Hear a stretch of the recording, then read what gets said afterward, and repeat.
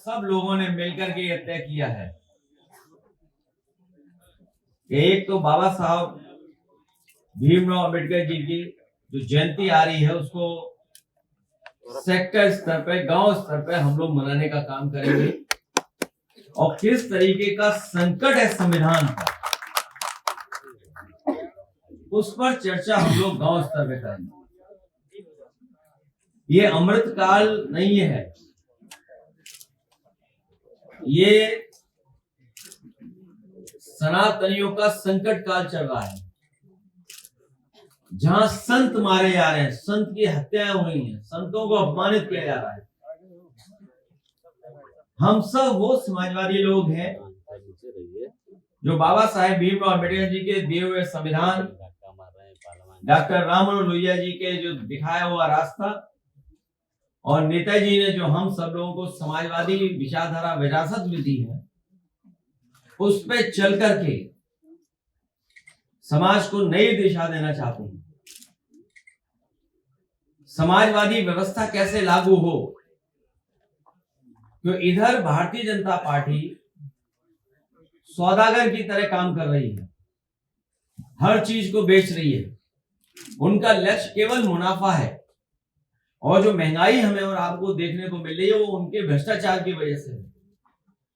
भ्रष्टाचार के साथ साथ जो वो मुनाफा कमाने दे रहे हैं ज्यादा, उसकी वजह से बड़े पैमाने पर महंगाई बढ़ती चली जा रही है।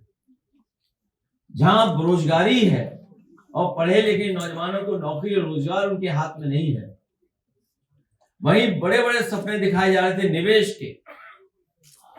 अब तो निवेश भी इन्हें बताना पड़ेगा कि निवेश कितना किया है, उससे कितनी नौकरी और रोजगार मिले हैं, उसका जवाब कहीं आता नहीं सरकार की तरफ से।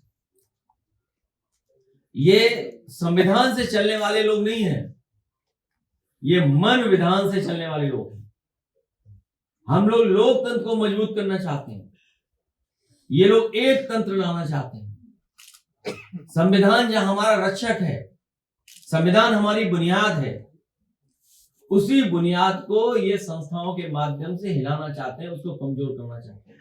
हम सब मिलकर के, पीडीए के लोग एकजुट होकर के हर स्तर पे जो पीड़ित है, दुखी है और जो अपमानित हो रहे हैं, उनको साथ ला करके जिस तरीके से 2024 में भारतीय जनता पार्टी का मुकाबला कर करके उन्हें हराया था, आने वाले समय में 2027 में बूथ स्तर पे काम कर करके भारतीय जनता पार्टी को हरा करके उन्हें समाजवादी सरकार उत्तर प्रदेश में बनाने का काम करेंगे और एक बार फिर विकास की गति दे करके उत्तर प्रदेश को विकास के रास्ते पे लाने का काम करेंगे।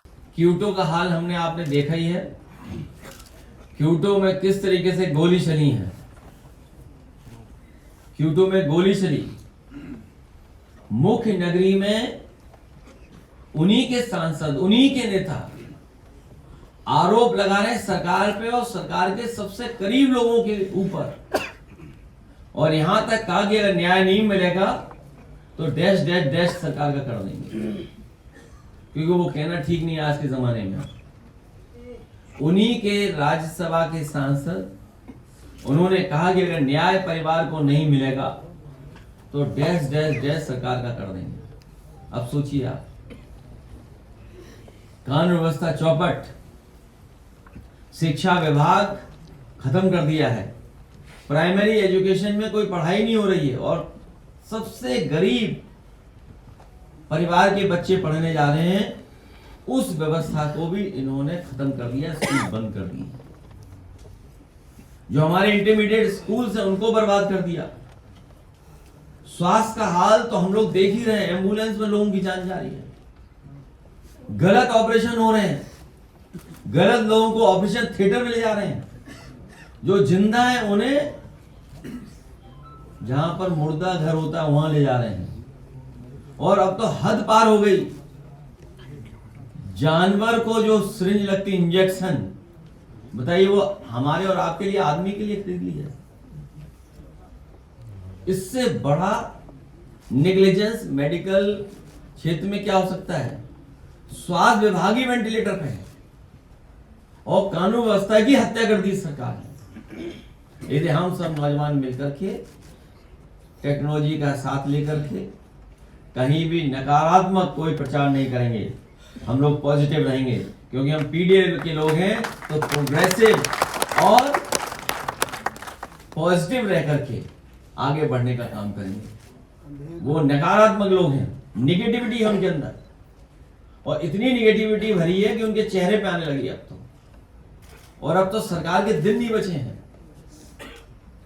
अब तो कुछ ही दिन बचे हैं, उसके बाद भारतीय जनता पार्टी को जाना है।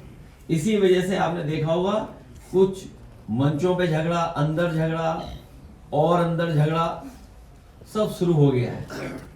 ये बहुत पुरानी लड़ाई है और समाजवादियों ने हमेशा इस पक्ष को कहा कि पढ़ाई के क्षेत्र में भी गैर बराबरी खत्म हो, और अगर हम इंफ्रास्ट्रक्चर एक नहीं कर सकते हैं तो कम से कम हम पढ़ाई और कोर्स को एक करें। उस दिशा में समाजवादियों ने काम करना शुरू कर दिया था। न केवल उस दिशा में काम शुरू किया था, बल्कि स्कूल्स को नए तरीके से कैसे बनाया जाए, अभिनव स्कूल बनाना शुरू इसलिए कर दिए थे क्योंकि प्राइमरी स्कूल की हमारी हालत बहुत खराब थी।